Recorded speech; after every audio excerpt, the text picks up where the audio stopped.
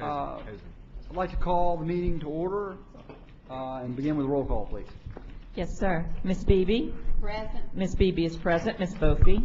Here. Ms. Bofi is present. Ms. Bradford? Here. Ms. Bradford is present. Mr. Garvey? Here. Mr. Garvey is present. Mr. Gio? Here. Mr. Gio is present. Ms. Hill? Here. Ms. Hill is present. Mr. Lee? Here. Mr. Lee is present. Dr. Moranti? Present. Dr. Moranti is present. Ms. Orange Jones? Present. Ms. Orange Jones is present. Mr. Romer? Here. Mr. Romer is present. Mr. Wagasback? Here. Mr. Wagasback is present. You have a quorum. Thank you. We will begin with the invocation to be given, I believe, by one of our newest members, if I'm correct, Dr. Moranti. Correct. So we'd actually ask you to step down and give the invocation. And before she gets there, I want to recognize Dr. Moranti as one of our newest board members, and in a second we'll recognize her again, and she may have other things she'd like to say, but we welcome Dr. Moranti. And everyone, please rise.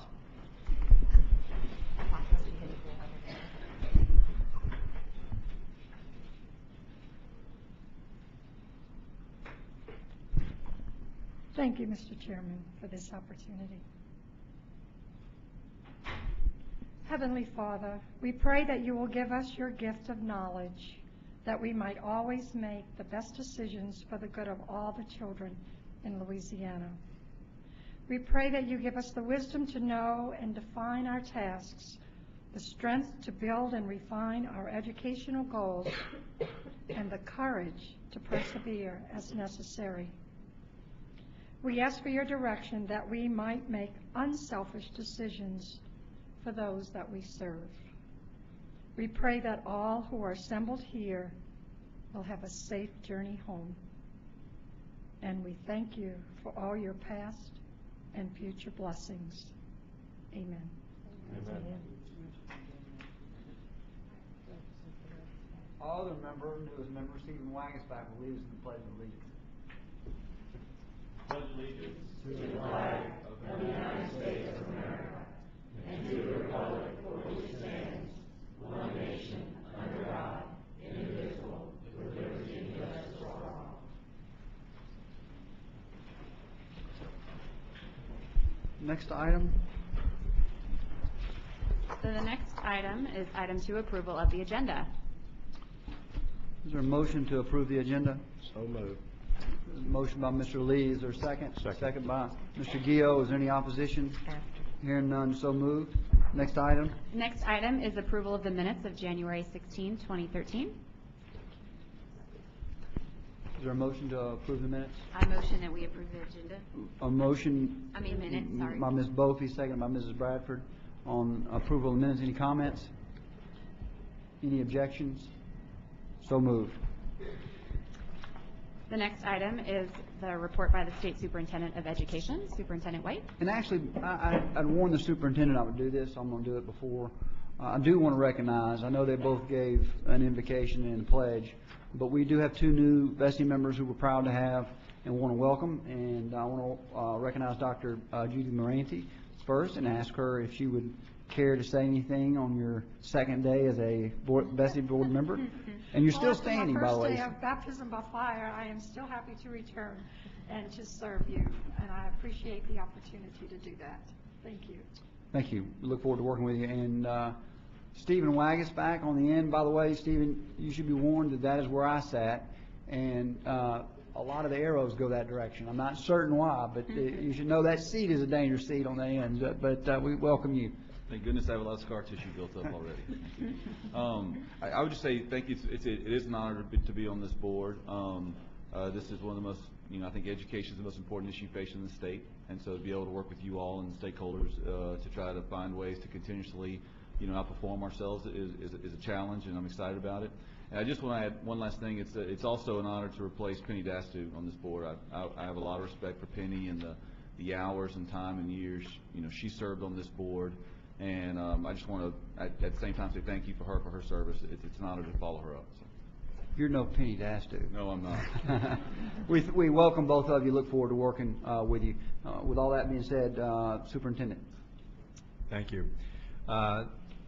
Board members, I wanted just to take a little bit of time to recap the last couple of months and to share with you the results of what I had mentioned at our January meeting would be a continued effort to articulate how our vision is evolving, a long-term vision, and in particular to lay out a set of priorities for this upcoming year. I recently had the great pleasure of visiting Chateau Estates Elementary School in Kenner in Jefferson Parish, where I was joined by about 100 kids and teachers and parents, as well as the superintendent and the board members in Jefferson and educators from around the state online. And I'm thrilled to say, by the way, that we had, I believe, 3,000 or 4,000 viewers join us at various points throughout the day and that week online as well, to talk about how we can build on the fundamental pieces that you and the legislature have put into place and really ensure that the priorities for all kids are being met in our state by building on that foundation.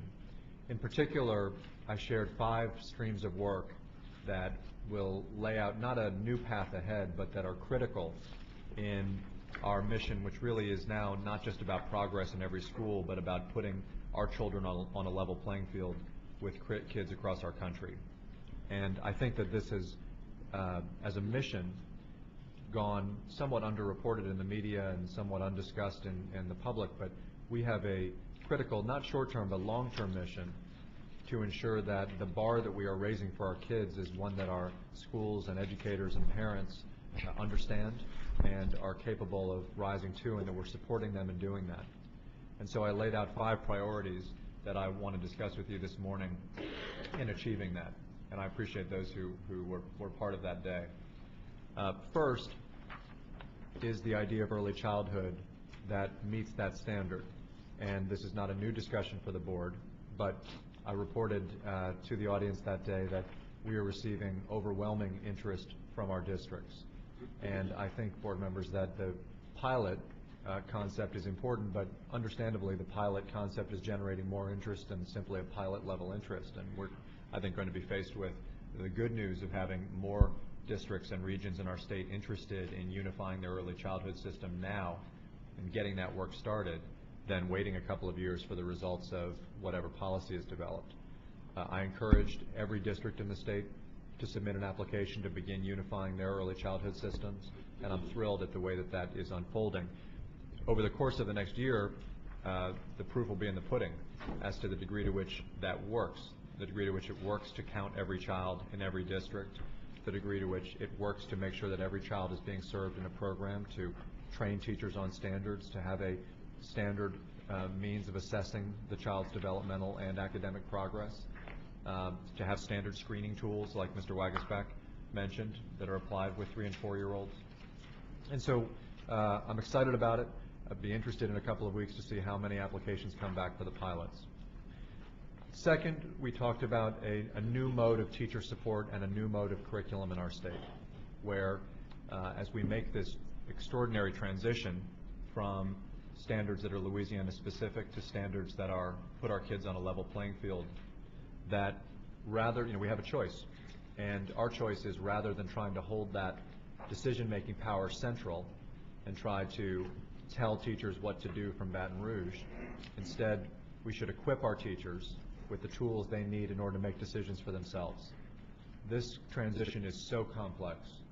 There is no way that 5 or 6 people sitting in a room in the curriculum department in Baton Rouge are going to be able to account for all of the complexities. And if we try to rely on the State Department as the source of all knowledge, or any school district central office as the source of all knowledge, we will make a mistake, because there is no way that such a small group of people could ever account for that level of complexity. We need to empower our teachers, give them the tools to allow to work collaboratively together to make these kinds of decisions as to how they learn the new standards. So we produced last week a teacher toolbox. The teacher toolbox, for the first time, unifies the state's curricular, assessment, and people development, professional development tools. It allows for assessment guides that are published now rather than 6 months from now, that detail every single assessment the state administers and how exactly the shift in standards is happening.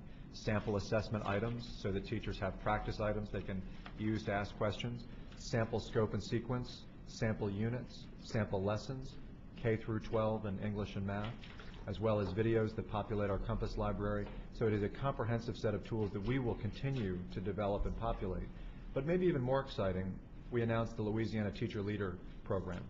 2,000 teachers from across the state who will be selected having demonstrated excellence in the classroom, as well as the ability to lead the change at their school, and will begin training so that they can be the leaders of this curriculum and assessment change, the leaders of this teacher empowerment change at the school level. April 18th and 19th, they'll be gathering for the first time at the Cajun Dome in Lafayette, and they will gather again later in the summer, and they will, over the course of this transition, be the focal point. Third, I talked about career education, and it has become very clear to me, and I know to many members of the board with whom I've spoken about this, that we're missing a big opportunity right now. And there is an economic opportunity, and there is an opportunity for young adults that we are missing for individuals and for our entire state.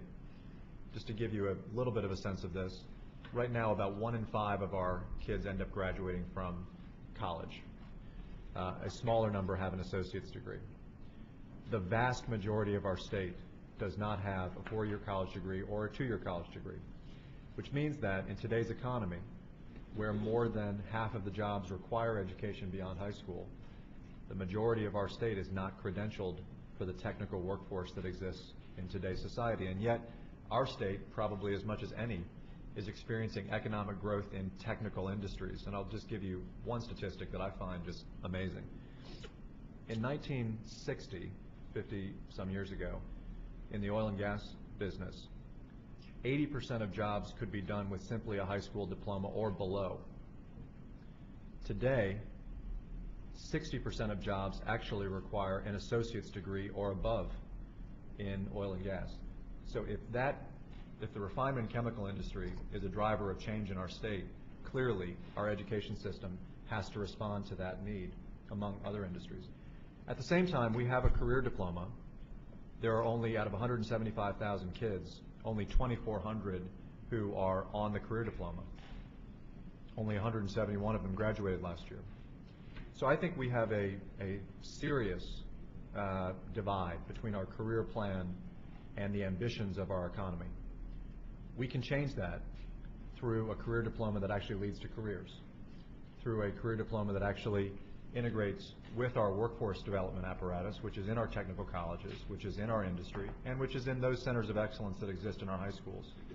But for whatever reason right now, our duplicative and fragmented career education system is not meeting the demand, and our kids are falling through the cracks. This is an exciting project. I know our superintendents are excited about getting to work on it. We've got a lot of change to make in this regard, and this is a long-term project, but I look forward to working with you on this to keep kids on a path toward life in the American middle class. There's been a lot of discussion about special education, fourth. A lot of that discussion has been about money, but the money is a way, maybe at the highest levels, of ensuring that people are focused on the right things. Money cannot solve all problems, and the way that we distribute dollars will not solve all problems.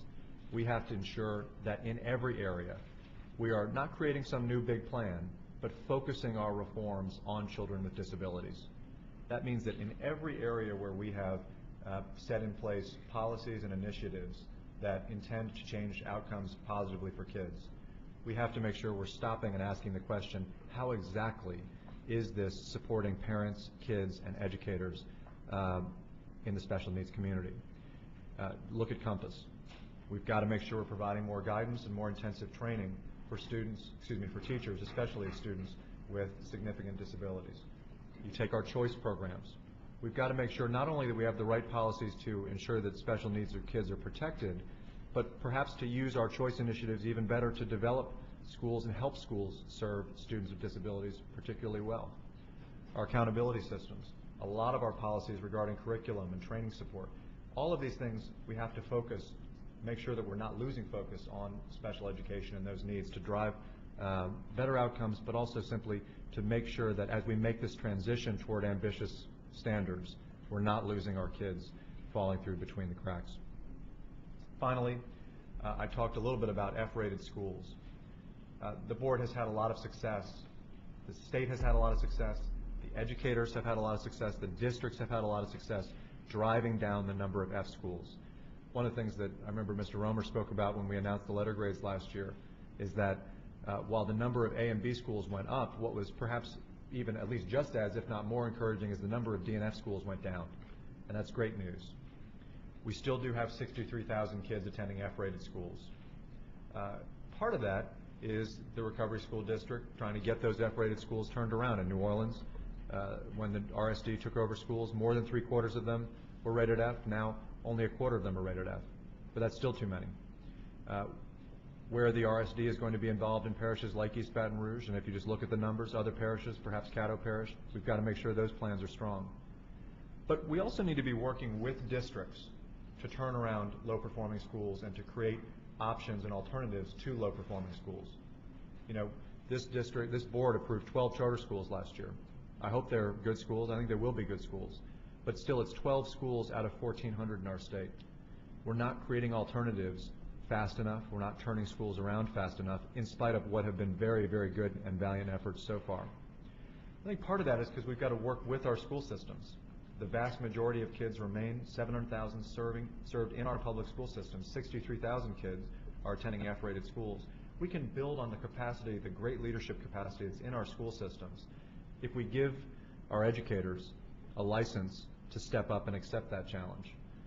We announced an initiative that will be expanding on further to, within the current state pot of money that we have, in fact reducing it by 15% last year and probably about 10% this year, to shift funds to create grants to educators who have a great plan for creating a new vision in an F-rated school, replacing an old and tired vision that's not working for kids, giving educators the license to submit a proposal, to be trained by a nationally recognized principal development program, and to end that year where we have matched the locals' money to support that educator as they then step in and take on the challenge of a new vision in a school that previously was rated F. Hopefully they'll be able to lift that rating, but more than that, this represents an attempt to build on the capacity of our 55,000 traditional public school educators so that they can step up and take on an innovative challenge within their district or even beyond their district's borders to solve this critical issue. There's obviously a lot more there, and that's a fairly cursory look at things, but I appreciate, Mr. Chairman, the opportunity to talk about it and appreciate the opportunity to work with the board. Obviously, many of these initiatives have policy implications for the board at varying points, and look forward to a conversation with you all about them. Appreciate your comments. I don't know if any board member would like to make a comment regarding those comments, or a question would be welcome. Yes, Dr. Moranti. Thank you, Superintendent White. Jim Garvey and I had an opportunity this morning to be on the agenda for LACTE, the Louisiana Association of Colleges of Teacher Education, and he spoke about the initiatives, the state initiatives, and they gave us input as to what has already been done in the colleges and universities to begin the implementation of those state initiatives.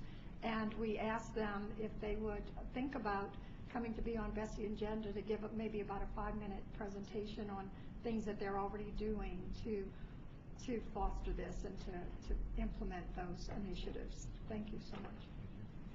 Any other, Ms. Beebe? And I don't know if I should even take your time, your valuable time, to respond to some of Mr. Superintendent White's concerns, but, you know, I understand the urgency, but when we make reference to the toolbox and all of this, it's, you know, you presented the framework, but the toolbox is more or less empty, as communicated to me by the educators in the trenches. And, you know, for years we've had partnership with the Department of Ed whereby we were provided frameworks and specifics. In fact, you know, our teachers are so stressed, our principals are stressed with the rapid implementation and expectations. And, you know, we can hear and all of this, you know, talk about the initiatives. It sounds wonderful. And I'm not anti-reform. In fact, I embrace it, and I'm a part of it. But, you know, when we talk about Compass and, you know, how we're making great gains there, when we go back and look at the reality and we look, I just read an article prior to coming here that Charlotte Danielson was quoted that we are operating under a flawed instrument, and no one is taking a look at this, and that's what a leader does. I'd be the first, if I had constituents coming to me to tell me, to communicate those concerns about the lack of reliability and validity, I would be listening, and I would certainly want to make some changes. And yes, there were some proposals to amend Compass, but not to the extent that it's going to bring about trust within the teacher population and leader population. I mean, the fact is, we have teachers leaving the classrooms daily. And, you know, some people might say I'm anti and I'm spouting this information for the sake of being heard, but the reality is when Governor Jindal and Superintendent White traveled the state, the focus was teacher quality. How are we going to maintain teacher quality when we have the experienced educators leaving?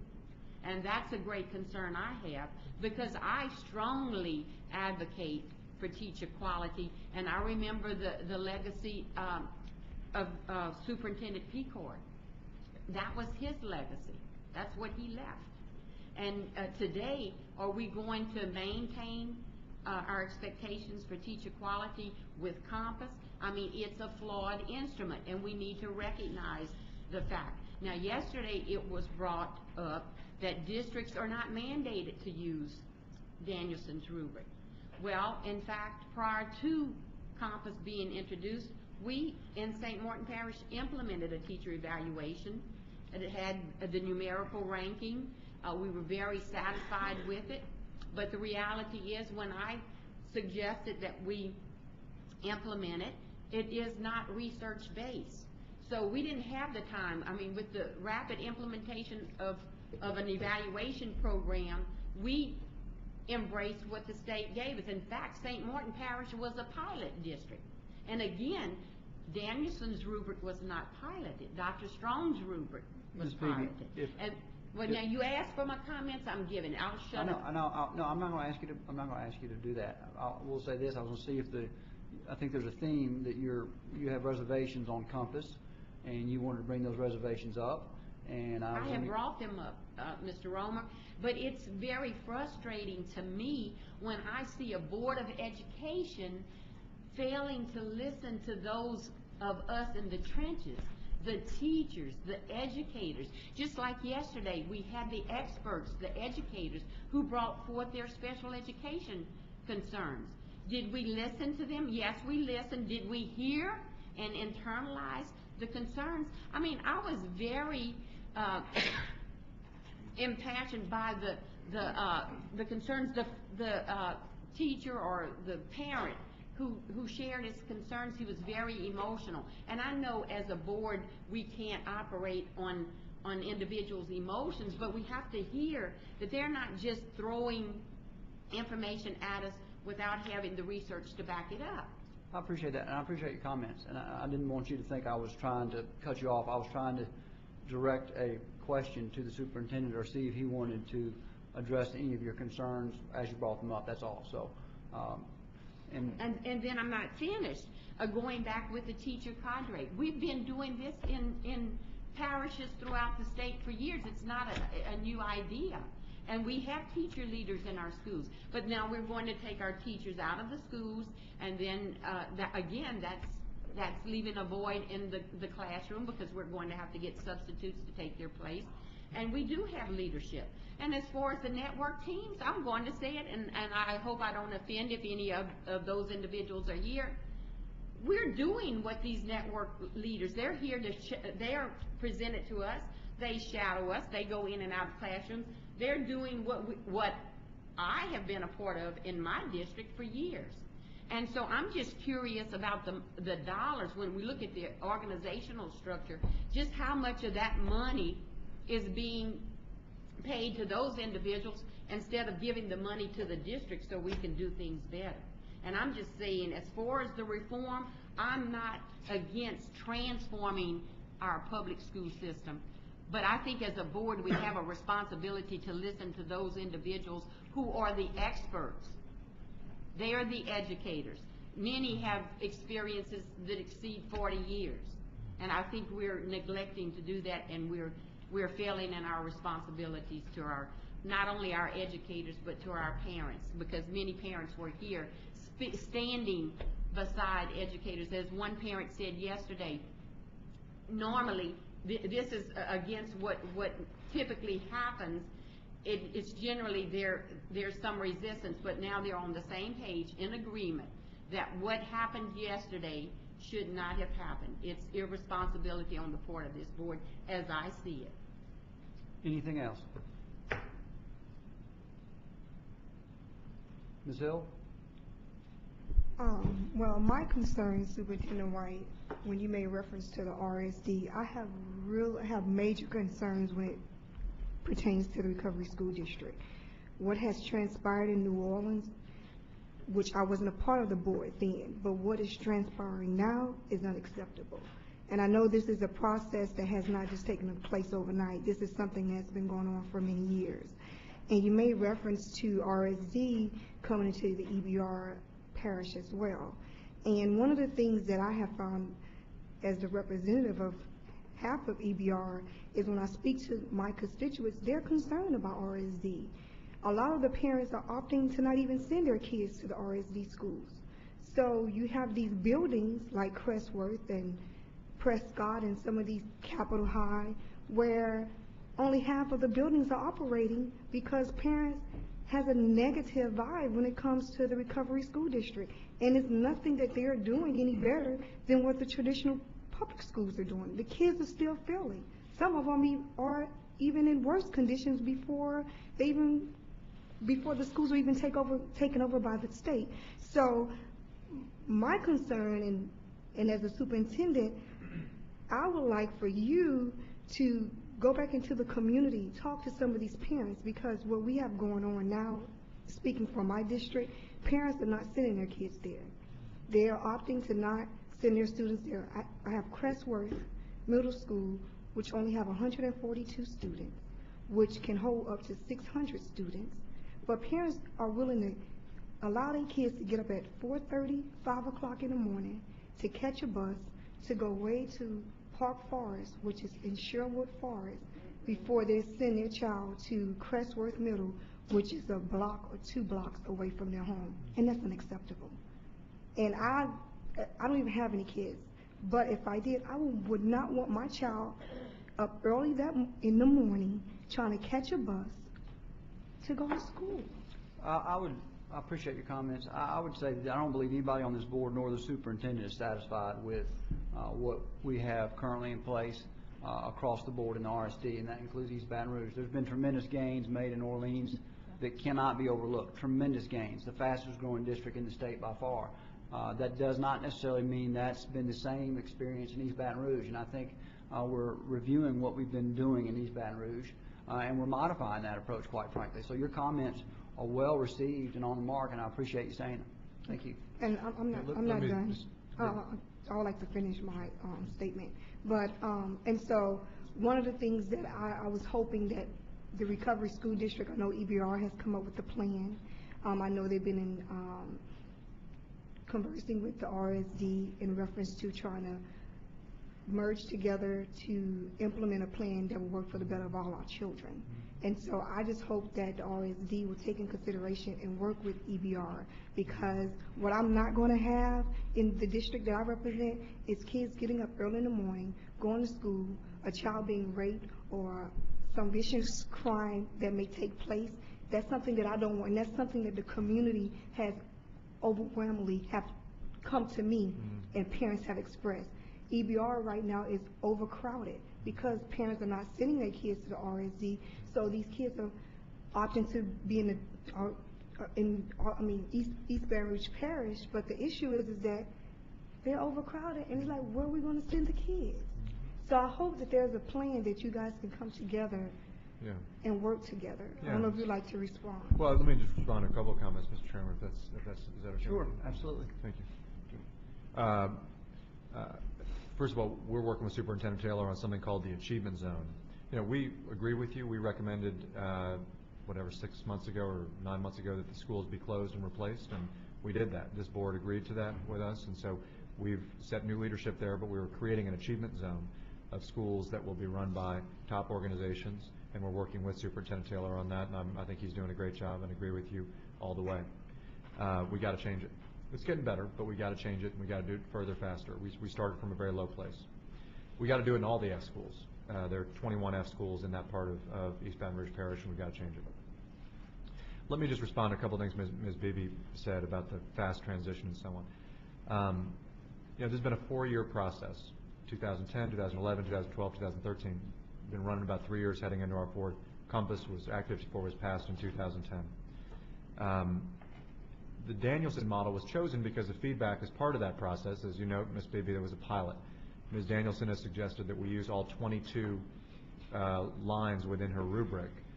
The feedback that we got from the pilot was we should really try to slim it down because principals and teachers were taking too much time because there was 11, much less 22. So we slimmed it down to 5. And my sense is that that's been well received. If a district wants to use something different, or if they want to use all 22 to Ms. Danielson's recommendation, they can, as was noted yesterday. I do want to say, and I didn't mention this, I would take a pretty strong exception to your point, Ms. Beebe, around the toolbox being empty. I just pulled it up, and if you just go to LouisianaBelieves.com, you can pull it up. And it's loaded with resources, long-term plans, unit plans, sample lessons, videos, assessment guides, assessment items. I mean, it's stocked. But more than that, it wasn't me or anyone who works for me who built the toolbox. It was 150 Louisiana teachers from every single one of your districts. These people worked tirelessly for no pay, and I should have mentioned this, to build this, just out of sheer concern for the other teachers and wanting them to have the tools necessary to get better. And I know all of them. I've worked with them, with most of them. And I'll tell you, there's the most amazing group. There's some teachers up in Jay's district who they had that was the idea for the toolbox, was their idea. And they're going to take this thing to the next level. This is not about bureaucrats. This is about them. And I guess I take some exception because I think some of your comments are a little bit hard on the fact that it was teachers that created this, and it's not empty, as I see it. Finally, I would just say that we're doing all of this within tight budget times, but I'm proud of our organization for taking a 25% reduction over the last 4 years in headcount and doing all the things that it's doing. We're taking cuts like everyone else in state government is.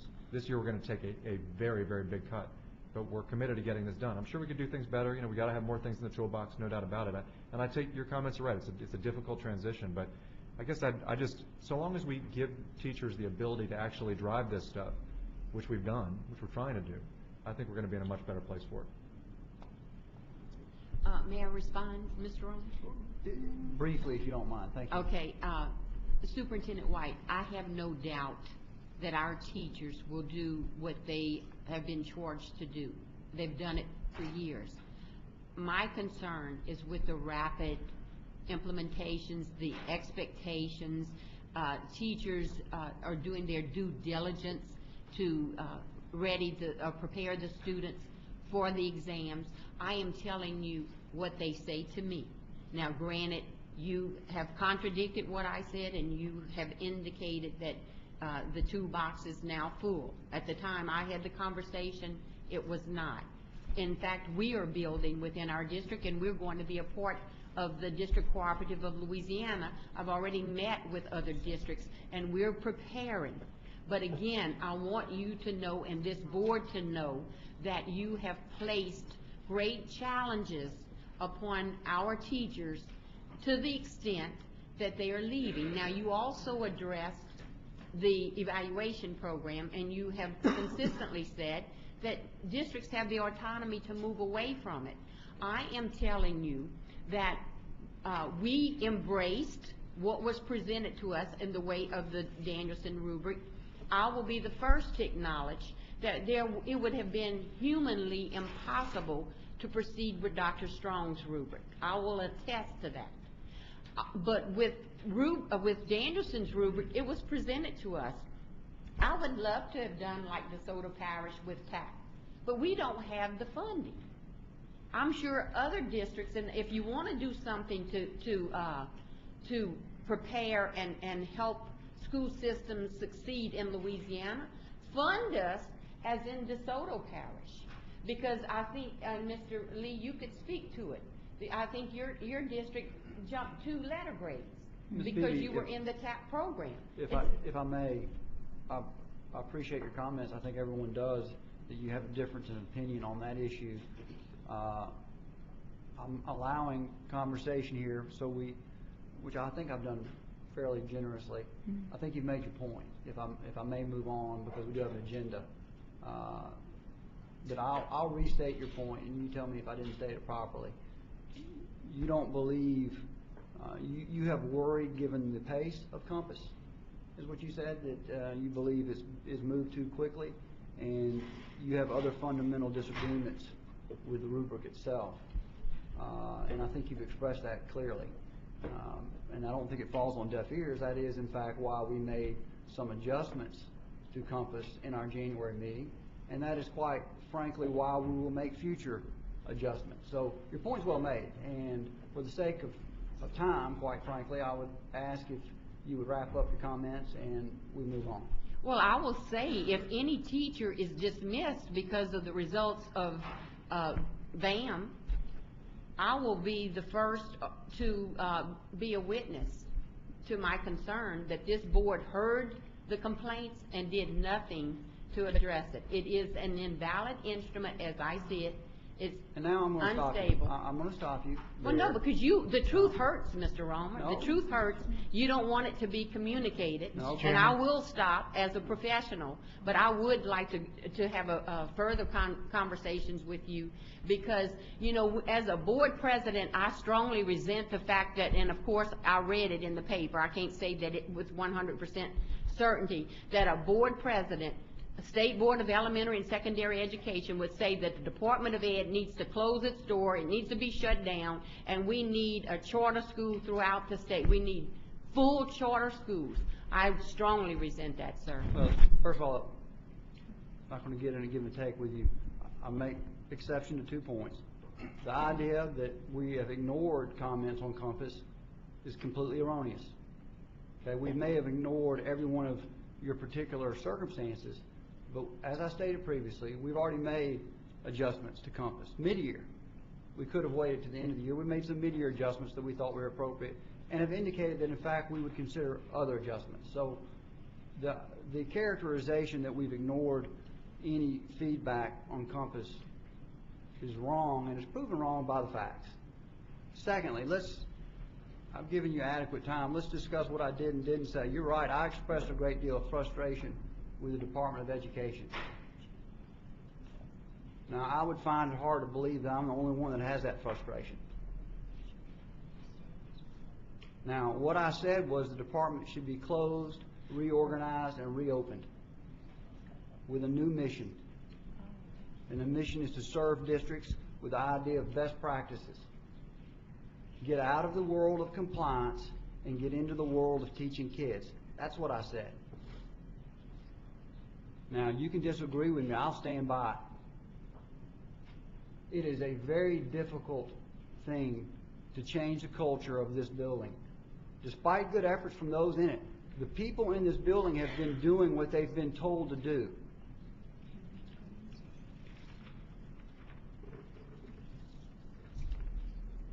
So let me be clear one more time. The Department of Ed frustrates me significantly. The BESE board frustrates me significantly. The fact that we have 235,000 kids below grade level frustrates me significantly.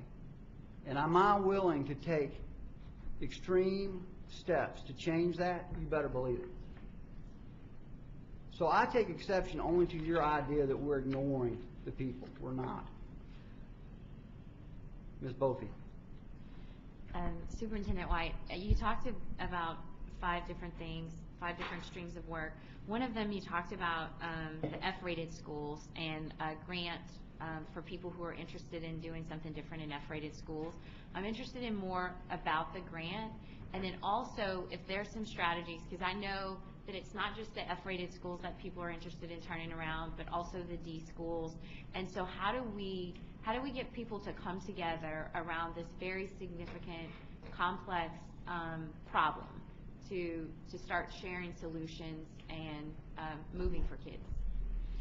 Well, I think that rather than thinking about all the solutions as punitive, the best thing to do is ask educators what are their ideas. And we have found, I think, a lot of early success in those times where we've said, look, what we're doing is to solve this problem is we're looking for good ideas. Believe and include our early childhood pilots, a lot of our new schools, like such as charter schools. So part of the problem is that, we have a system that tends to, just to be frank, I've been a part of it, tends to say that there are people who are in line for principals' jobs, and not everybody should be thinking about leadership on those challenges until a certain point. Second, that a lot of this department's solutions to the problems of F-rated schools have been more kind of without the system rather than from within the system. So one thought that we have is, why don't we ask all of our educators to consider whether taking on this challenge is something for them, what their ideas are on it. Then let's give them exposure, if they have a good idea on it, to our strongest national models within Louisiana and without, for turning around those schools, so that by the time that they can complete that developmental experience, they've got a strong proposal, a strong plan that a district can say, you know what, we choose to ask you to take this challenge on, implement your plan in this specific school. Just as a way of surfacing their ideas. Thank you. I appreciate the board indulging that. I don't know that, and we're going to indulge it slightly further. Ms. Lawrence-Jones. Well, Mr. Romer, thank you. I'll try to be brief. Superintendent, I appreciated the report. I would say, in particular, having worked with thousands of teachers over the past 10 years, both here in Baton Rouge and across the greater New Orleans part of the state, I am encouraged by the department's focus on teacher leadership in particular.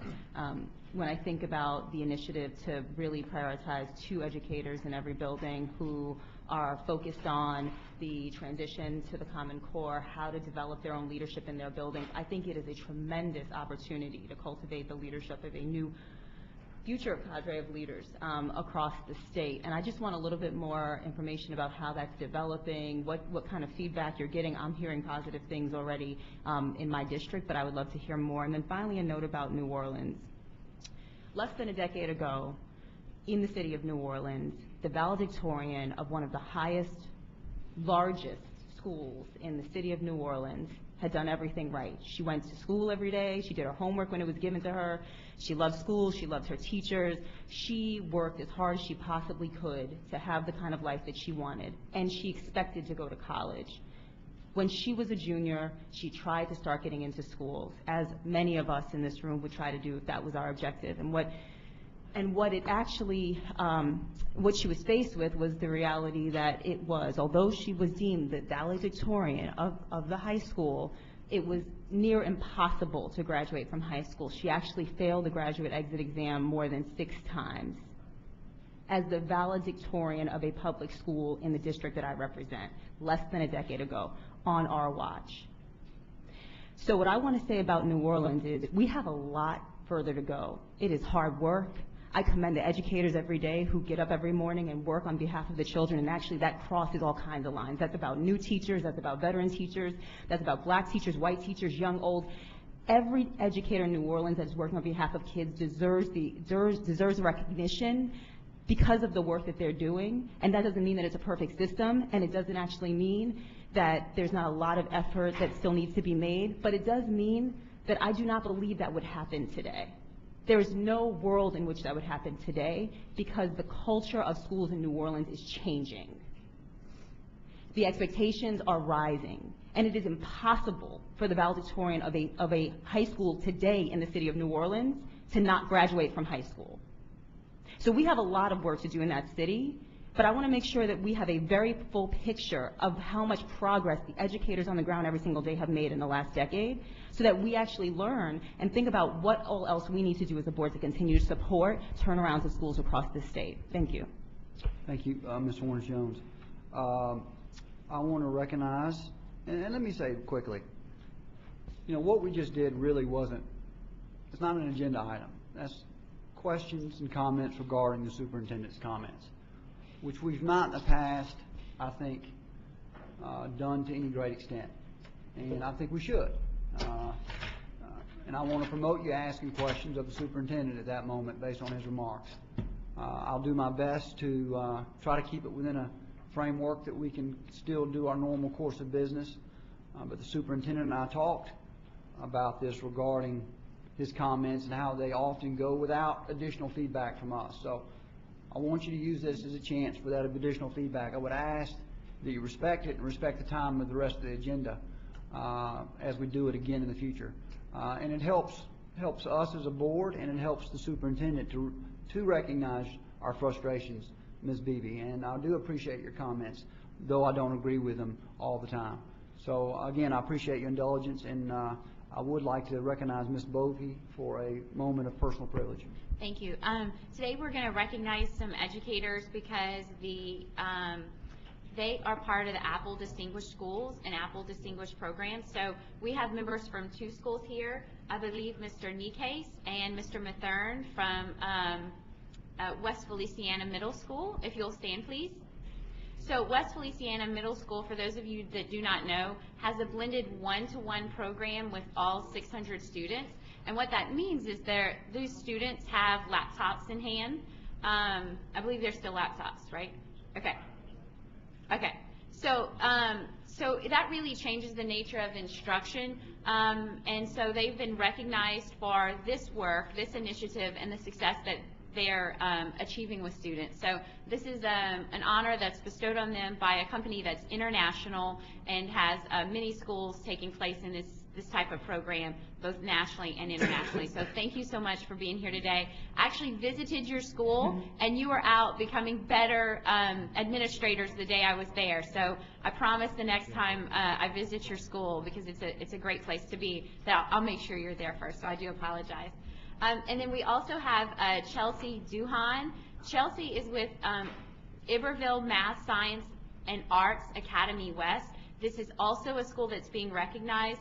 And while there's a lot to say about both of these schools, I'll just try to keep it short and say that this school uses initiatives to maximize the ability to actively motivate students through technology-based learning in grades 6 through 12. And so I do appreciate the efforts of all of the educators in your schools, and I thank you so much for being here today. Thank you. Thank you, Ms. Bovey.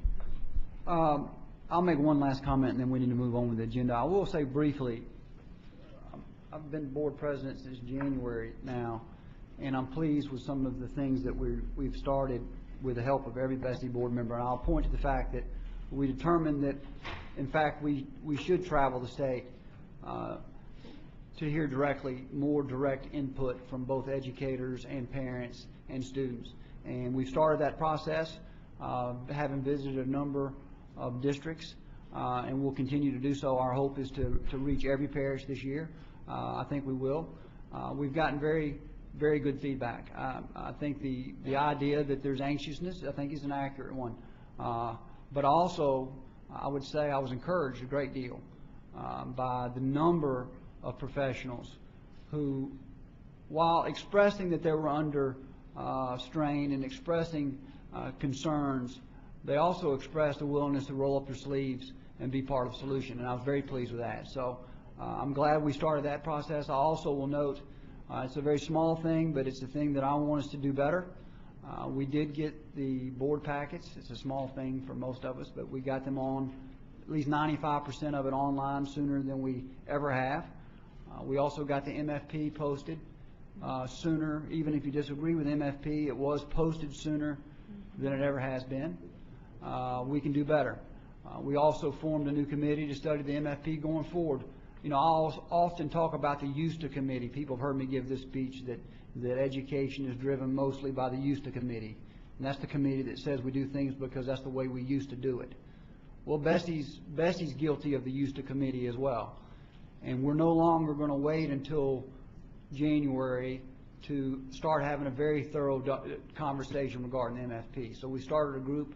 We'll form that group next month, and that group will continue to meet during the course of the year to make sure we pay close attention to both the changes we made in relation to special ed, but other things that we should be considering with the MFP.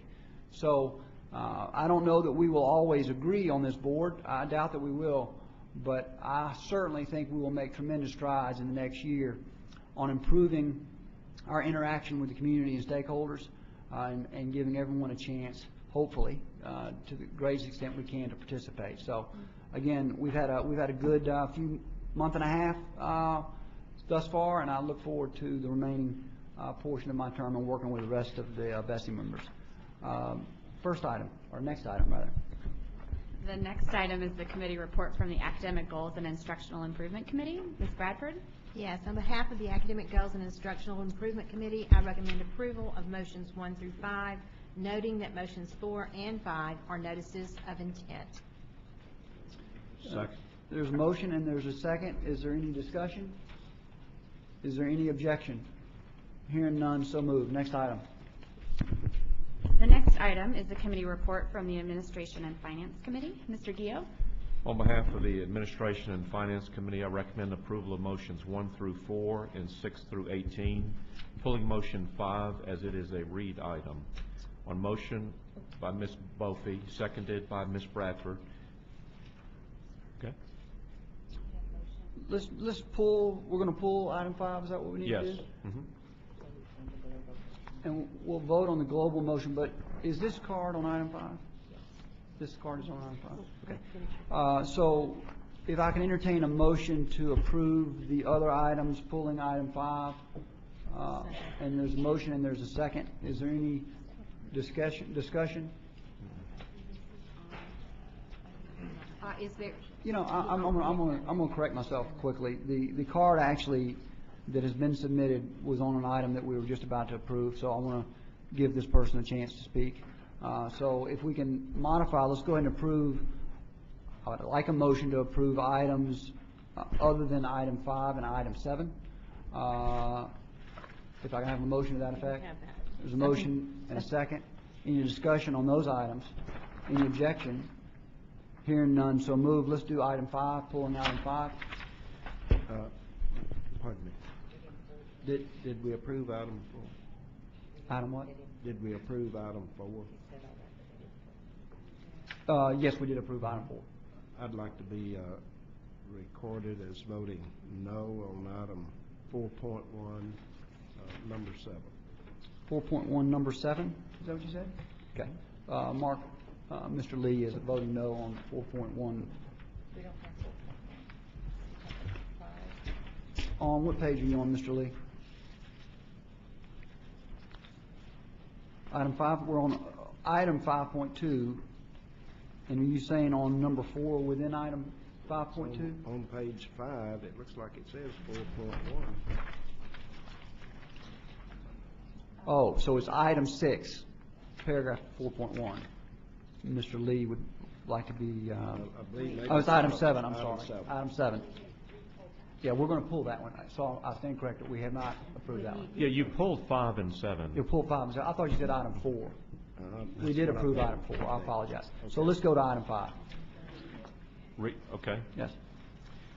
On a motion by Ms. Bophy, seconded by Ms. Bradford, the Admin and Finance Committee recommends that the board defer until the board meeting on March 8th, 2013, consideration or ratification of the board president's submission of required legislative reports to the Louisiana legislature. Thank you, Ms. Bophy. I believe you had asked for this item to be deferred. I don't know if you had wanted additional comment now. Well, the additional comment I have at this time is that since this is a preliminary report that is required by the legislature, I'm interested in this information following this year of implementation. So I'd like to see a similar report in June, at our June meeting, to update us based on the information that the department gets as part of the implementation this year. If I might make a suggestion, the final ratings from the districts are due back July 15. It might be more fruitful to wait until after that. I mean, we're happy to do it otherwise, but we're not going to have much information, which was part of the problem Okay. with the timing that was noted yesterday. Okay, so August would be just fine if we have an August board meeting. And then what I'm most interested in is how you use the information that you get to continue to improve the system. So how do you use the information that you get after all of the reports are in to think about how we can continue to improve the system over time? So I'm not just interested in the data, but also the changes. Got it. So would you entertain a motion to approve item 5? Yes. Is there a second? And there's a second. Ms. Beebe, did you have? I just have a question. I want to be sure that I'm on the correct item. Is this page 3 under Administration and Finance item? It's actually on page 4. It's on page 4. It's the It's bottom. a read item. Yes, sir. And this is consideration of ratification of board president's submission of required legislative reports. Is that the one? Yes, ma'am. So, Ms. Volpe, could you again, what is your request? This is a preliminary report. The report is required by the legislature. So my request is that the department come back to us, and we've talked about it happening in August, with information from this whole year of implementation. So, and how that whole year of implementation has informed future progress with it. So I appreciate this preliminary report. I think we're looking at something on the legislature's timeline as opposed to something on a timeline that makes most sense to us. So I want to see another report in August. But you're still maintaining to defer? No, it's approved item. No, I move to approve the item. So you approve to ratify the Yes. board president's action? Yes, the action. Any further discussion on that particular item 5? Any objection to the motion? Hearing none, so moved. Item 7 on page 5, Would you like it to be read? I suppose. On a motion of Mr. Romer, seconded by Ms. Bradford, the Administration and Finance Committee recommends that the Board, A, approve the fiscal year 13-14 MFP formula and authorize the LDE to make technical adjustments to the formula as needed. B, authorize LDE to adjust the estimated cost based on the receipt of the final February 1st 13 student count and the final audit adjustment amounts. C, authorize the LDE to submit the formula and simulation of cost to the legislature on or before March the 15th, 2013. D, amend the high standards weight criteria in the fiscal 13-14 MFP formula as follows. Students who by the 8th grade score excellent on Algebra 1 end of course test. Students who by the 9th grade score excellent on Geometry end of course test or score a 3 or higher on an advanced placement exam. Students who by the 10th grade score 3 or higher on an advanced placement exam. And students who by 11th grade score a 3 or higher on advanced placement exam or a 4+ on an international baccalaureate course. And lastly, amend the proposed fiscal 13-14 MFP formula to include special assistance to the St. John the Baptist School Board for its recovery efforts and for the efforts of Hurricane Isaac by maintaining the February 1st student membership count for the school district only at the February 1st, 2013 student membership count. Thank you. I had the item pulled primarily because 2 cards had been submitted. One who actually just wanted to indicate his opposition with no comments. That's Steve Monahan of Louisiana Federation of... Oh, you know, Steve, I thought you and I had just reached a whole new level in our arrangement. You can come forward. And by the way, please come forward. And next will be Mr. Scott Richard.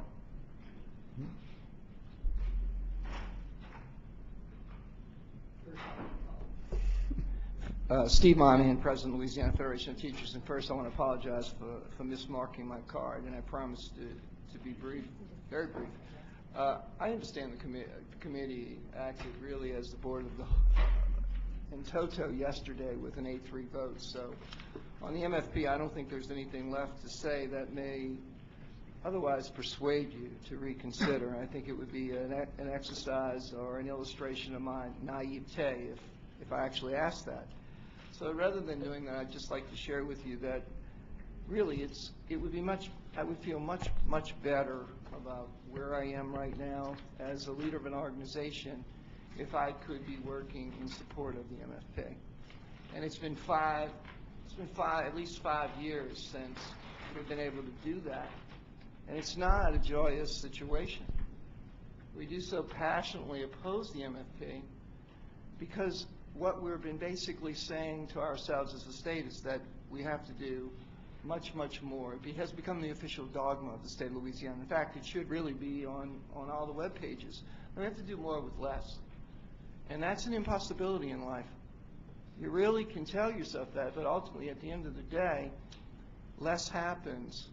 Even if you improve, you're not improving as what you could do because you don't have the resources that you really need. So my final pitch here is going to be the pitch I made yesterday and I made 5 years ago and some years before that. Until we really seriously ascertain the cost of educating a child in the state of Louisiana, to provide every child with opportunity for it, because that's the other thing. I think personal responsibility and parental responsibility needs to be in the equation. Until we give every child that opportunity to ascertain a high-quality education, we're going to hear emotional pleas about single children. We're going to hear a lot of anecdotal evidence because we're not testing equally. We all know that. And we're going to see educators leaving. And that's what really saddens me. I would hope you realize that the conditions out there right now are not good. And morale is not good. It really isn't. We can put, and I applaud the program superintendent. I don't know the details, so that makes it difficult. Applaud the programs of recognizing leadership in school and empowering teachers at the grassroots level. But all of that isn't addressing what's happening in the buildings right now. It's a very chaotic situation. I could share survey data with you, and I'm not mining it for purpose. It's just pouring in on us. There is an unhappiness that's affecting the profession that jeopardizes it. It really places it all in jeopardy. So in respect to the MFP, I thank you for forming the task force. I think it's a great idea. But I think honest speak is also a great idea. And calling it what it is and addressing the fact that it isn't good for teachers is necessary. Thank you very much. Thank you, Mr. Monahan. Mr. Richard. Just state I know your name, but if you can state again. Thank you for allowing me to speak. Scott Richard, Executive Director of the Louisiana School Boards Association. Just want to touch bases on a few areas that really, in our opinion, are not education reform issues. They're not red or blue political issues. They're mathematical issues that deal with providing basic services to students. Yesterday, during the lengthy dialogue regarding the MFP and the special ed provision, there were efforts to minimize the negative financial impact that the new program would have on students and school districts and school boards. And all you have to do today is pick up the Morning Advocate and look at what's going on in East Baton Rouge Parish. $2 per student, $3 per student, things that were bounced around yesterday are real dollars and equate to almost a $3.2 million reduction as calculated by the EBR financial analysts in their respective districts. And we'd ask that you take ownership of those issues. These are real issues. We ask that individually and collectively as elected officials and appointed officials by the governor, that you take true ownership and respond accordingly. It may appear to be minimal when it's per student sitting here in Baton Rouge, but it has a real effect on students and school systems on the ground level. The other issue I'd like to ask for your consideration on is yesterday a statute was handed out from Title 17 that addresses the requirement by law to include the employer's contribution for teachers' retirement system in the MFP as a line item. It's not there. Some of you on this board are attorneys. You want to follow the law. We hope the Department of Ed wants to follow the law. We asked for an explanation yesterday, and we didn't get any. We all take oaths as elected officials to uphold the law and uphold the Constitution. We believe, with all due respect, that you have a fiduciary responsibility and an oath to follow. And I just ask for some type of response to the statute that was presented and a response to the real-time effect of what's going on in districts across our state when it comes to financial challenges. Thank you. Thank you for your time, and we really sincerely appreciate the dialogue. And we sincerely appreciate, as an association, the efforts by Superintendent White to increase that dialogue. But until we can really sit down and address the real issues that are happening across our state as it relates to finances, and that's what the bulk of this meeting has focused on the last 24 hours, and the discussion has focused on, it's not meaningful unless we really accept some things that are happening. Thank you. Thank you for your comments. I think it might be worth me responding to Mr. Richard's comments. And by the way, I want to just say both to Mr. Monahan's comments as well as to Mr. Richard, I greatly appreciate the spirit in which both are made. I know that they're both made with the question of how can we make this very, very difficult financial time work for kids, and I know that that's the sincere intent of both. I also would say that I don't think that there is a government agency in this state, whether it's a school district, whether it's a state agency, whether it's a university, that isn't having essentially the same dialogue right now. And so I want to just put it in that context. It doesn't take the responsibility off any one of our shoulders to manage it well or to hope for better times, but it is clearly the predominant state of the situation. To put some of the facts and to respond to some of Mr. Richard's points in context, let's just say that there are 40,000 kids here. Let's say there are 4,000 special needs students, give or take, at $2 per child. Whether it's positive or negative, that's an $8,000 difference. The larger number that Mr. Richard notes in East Baton Rouge is a $3.5 million number that was cited in this morning's Advocate. And what you see, where that $3.5 million comes from is that the state's contribution to East Baton Rouge Parish decreased by 1.02% this year because the local tax base's ability to contribute went up by 1.02% last year. So I just want to put that in the context to say that it's not that the kids are going to see less services or less funding. There's a difference in who is providing that funding by 1.02% in East Baton Rouge. On the TRSL question, I think it's a very valid concern. The statute was put in front of you. That is a statute that's on our books. I think part of the reason there wasn't discussion of it yesterday from our attorneys is that there is also longstanding litigation. This is not a new issue. There's longstanding litigation associated with that particular clause or item as to the belief by some that means a separate line in the MFP, as opposed to the fact that our position that it is encompassed in the MFP. In other words, that the state's contribution encompasses its consideration of cost to educate the child. Part of cost to educate the child is the legacy retirement obligations, and thus TRSL is included in what the state provides toward the cost of educating a child. But let me also finally say that you have, as a board, seen this, and you exercise discretion over a lot of the degree to which the state is contributing. In fact, the entire rate of contribution as a state is the core of the MFP. That really is the core of this number, and you have kept it at 65%. That is a number that this board sets. It's not in the statutes and it's not in the Constitution. You have kept the state contribution at 65%, and in the end, all of these decisions come back to that question, that the state is picking up 65% of the cost of education.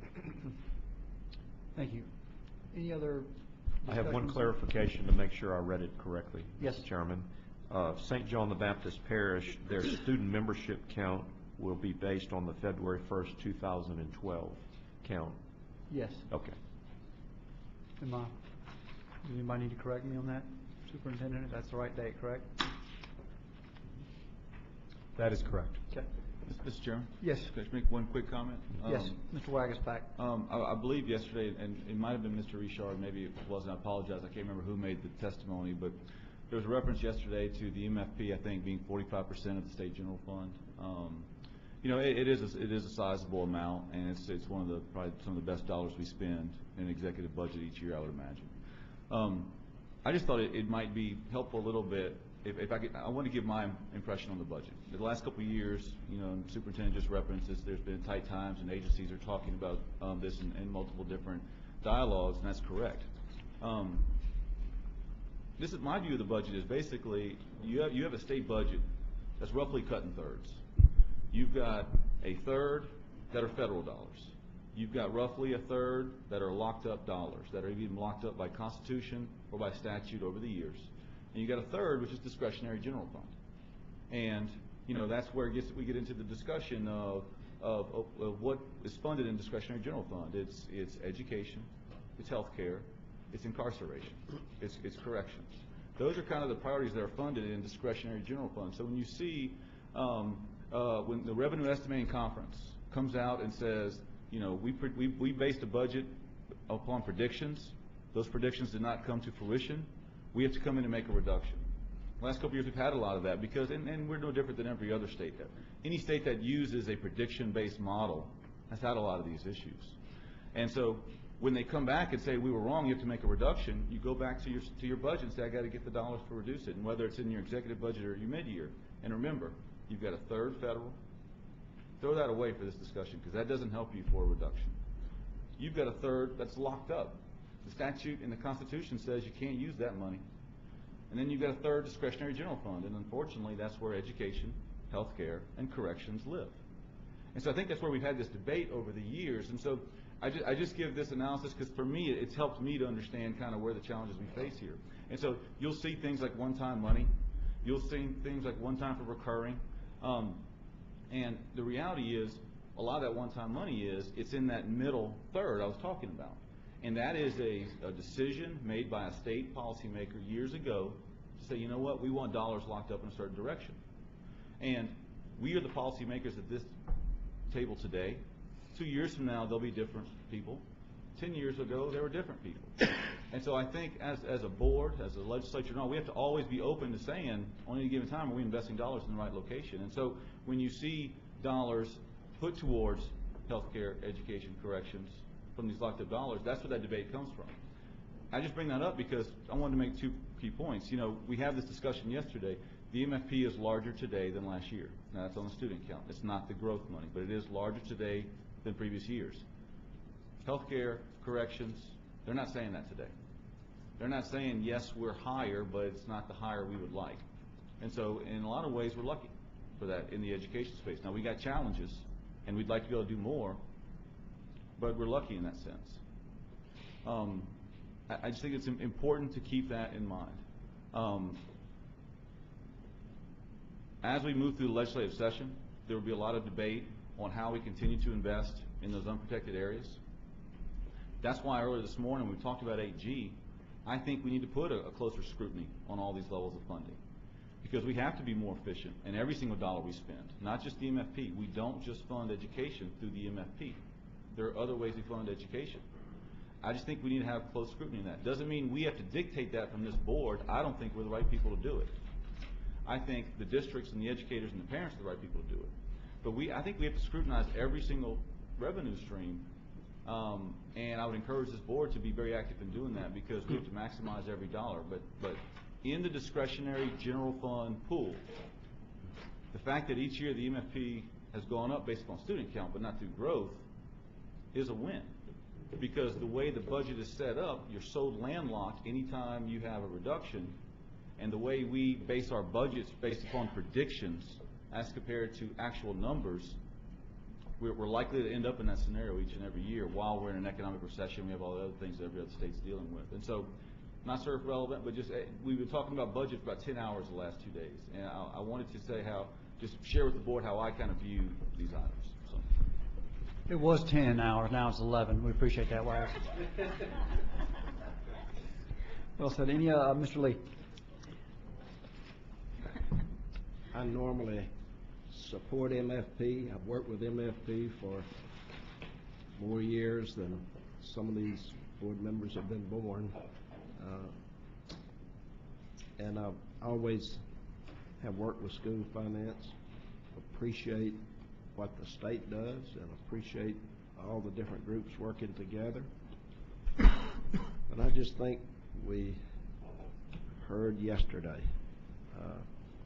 a more organized voice than we've previously heard. They were not opposing reform.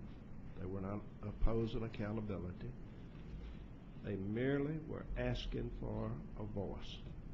They were asking to be a part of the game. And we're just not considering that.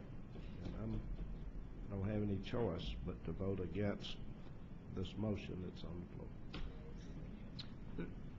There's not yet a motion, but you'll get that opportunity. Any other discussion on this item? Can I have a motion on item 7?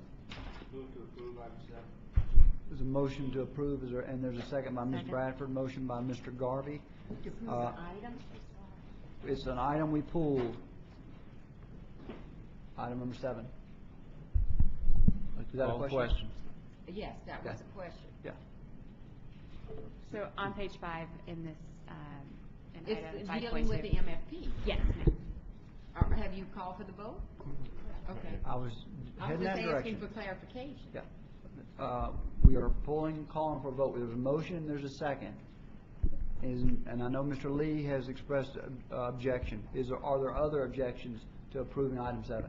No, I'm to reject. Me too, reject. That's what I'm asking. Ms. Beebe, Ms. Hill, any other objections? Hearing none, so moved.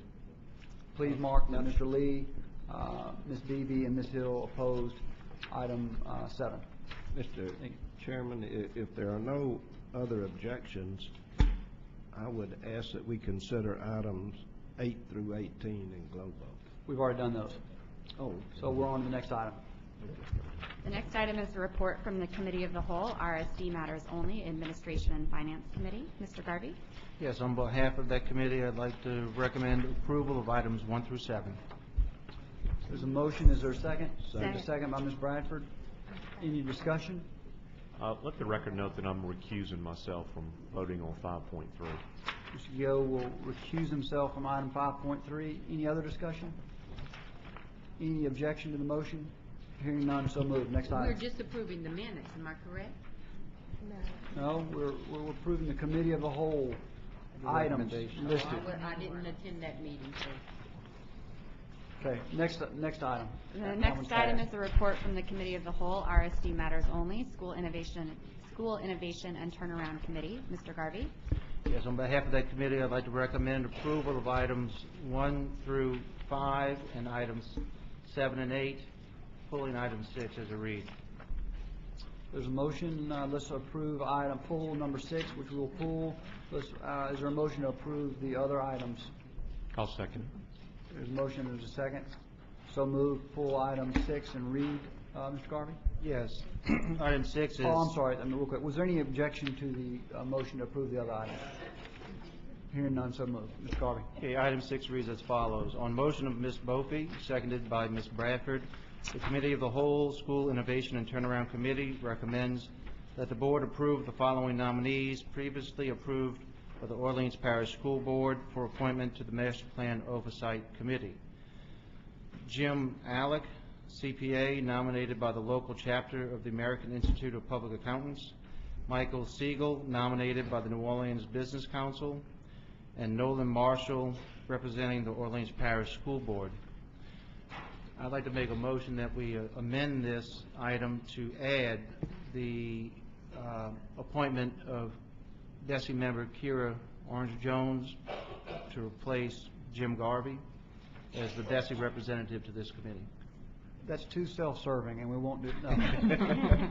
So moved. There's a motion, and there's a second for that. I'll second. Motion by Ms. Bradford, second by Ms. Bophy. Is there any objection to the motion as amended? Ms. Jones might object with. Well, hearing none, so moved. Next item. The next item is a report from the Educator Effectiveness Committee. Ms. Orange-Jones?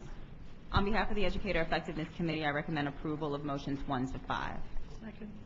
There's a motion, and there's a second by Dr. Moranti. Motion by Mrs. Orange-Jones. Is there any discussion? Any opposition? Hearing none, so moved. The next item is a report from the Superintendent's Advisory Council. The motion would be to receive the minutes and approve the tentative agenda, and that's item 6.1.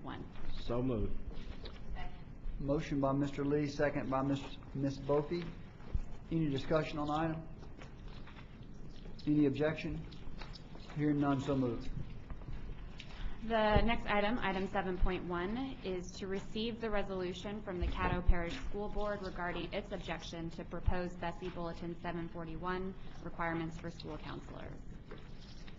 Can I have a motion to receive the item? So moved. Motion by Ms. Second. Bradford, second by Second. Mrs. Beebe. Any objection to receiving the item? Hearing none, so moved. Motion to adjourn. I appreciate everybody's time. Thank you.